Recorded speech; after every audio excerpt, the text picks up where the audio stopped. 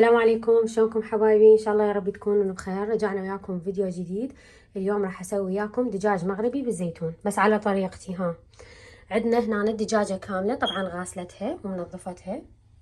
لازم تغسلوها وتنظفوها كل زين لان راح تكون كاملة، يعني فالاحشاء الجوال كذا كلها تتنظف. عندنا هنا معدنوس، بصل، زيتون، بطاطا، ليمون، زين، فلفل مجروش، وزيت زيتون. طبعا هذا صديقتي جايبت لي من المغرب اصلي. وهنا عندنا الكركم، كزبرة، بهارات مغربية للدجاج طبعا، والثوم، زيت عادي، والملح. شوفوا حبايبي، اول شي راح نسوي التتبيلة. طبعا راح ننزل البهارات هاي كلها، كركم، ملح، الكزبرة، نهرس الثوم. حبايبي هنا كملت هرس الثوم. راح ناخذ هذا الليمون، طبعا هذا طبيعي، شوفوا من الشجرة. ناخذ بس القشر مالته، او اذا تحبون تضيفون الليمون وياه، انا اضيفه بالنهاية عصير الليمون مو هسه.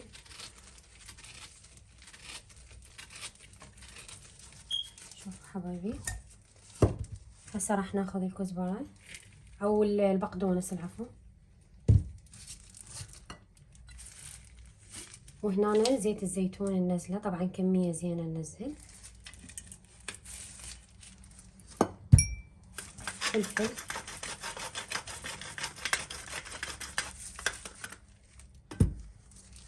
خلطة زينة. هنا حبايبي راح ناخذ الدجاجة ننزلها هيجي،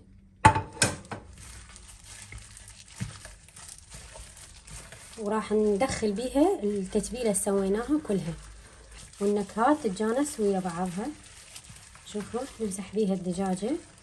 طبعا هسه ورا ما راح اكملها، راح اتركها تقريبا في نص ساعة. شوفوا حبايبي، هسه بعد مرور نص ساعة راح نطبخ الدجاج. راح نخلي زيت،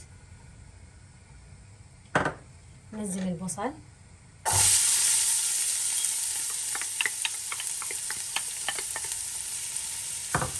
نحمسه كله زين.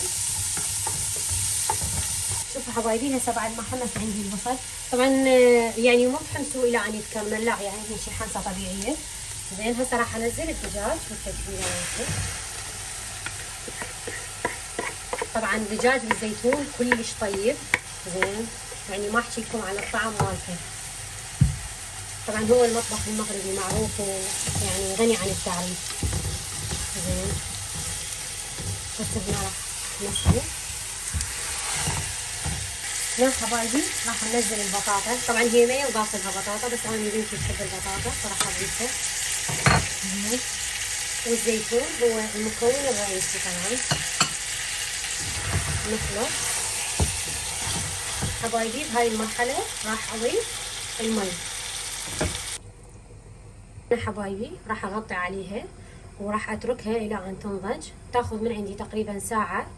زين، واختاروا الدجاج بالزيتون، تختارون الدجاج وسط، لا كبير ولا صغير، على مود حتى يكون عندكم يعني دجاج مرتب. اوكي حبايبي، هنا عندي استوى الدجاج. راح اضيف الليمون، هذا عصير الليمون راح انزله.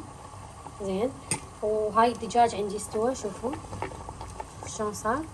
زين، راح اشيل الدجاج هذا وراح اشويه بالفرن، وراح اترك الصوص يتسبك على راحته.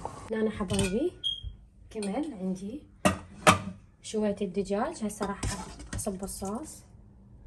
طبعا شوفوا هذا الماعون مغربي بما انه الاكله مغربيه. زين، هاي هم صديقتي جابت لي من المغرب. شوفوا الاكله مغربيه 100%، بس بنكهه عراقيه. وهنا حبايبي كمل الدجاج، شوفوا شويناه، راح ننزله بهالطريقه هاي. وهنا حبايبي نزينه بالليمون، طبعا هذا الليمون المخلل. زين، بهالطريقه هاي يصير عندنا بهالشكل هذا، شوفوا. وهنا حبايبي كملنا طبخنا لهذا اليوم، واكيد ما يكمل اذا مو السلطة المغربي. زين، شوفوا صار عندي بهالشكل هذا. بعد شلون الدجاج مستوي، شوفوا. والريحة مالته وطعمه. طبعا ينكل وياه هذا الخبز. زين الصمون او الخبز، احنا نقول عليه صمون بالعراقي، هم يقولون عليه الخبز. زين اتمنى يعجبكم، ولا تنسونا باللايك والاشتراك. مع الف سلامة.